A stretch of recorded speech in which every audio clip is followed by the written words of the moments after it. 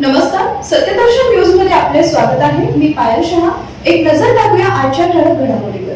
क्रिकेटपटू सलीम दुर्रानी यांच्या पत्नीवर भीक मागण्याची वेळ. नेमका हा काय प्रकार आहे? मुंबईतील बेलापूर मेट्रो स्टेशनच्या बाहेर एका वृद्ध महिला भीक मागत असताना दिसली आहे. काही जणांनी तिला निवारा केंद्रात आणले. जेव्हा तिनं तिची आपबीती सांगितली तेव्हा सर्वच जण अवाक झाले.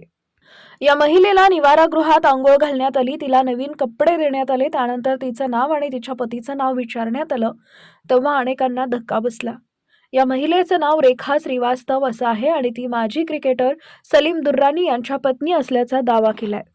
तिचे लग्न क्रिकेटपटू सलीम दुर्रानी याच्याशी झाले होते. दुर्रानी यांचे 2 वर्षापूर्वी निधन झालं. त्यानंतर त्या रस्त्यावर आल्या. काय आहे त्यामागील सत्य?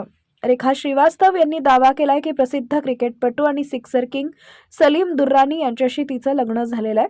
सलीम दुर्रानी यांचे कुटुंबीय सध्या जामनगर इथे राहतात. त्यांच्याकडून या महिलेसंबंधीची कोणतीही अधिकृत माहिती समोर आलेली नाहीये.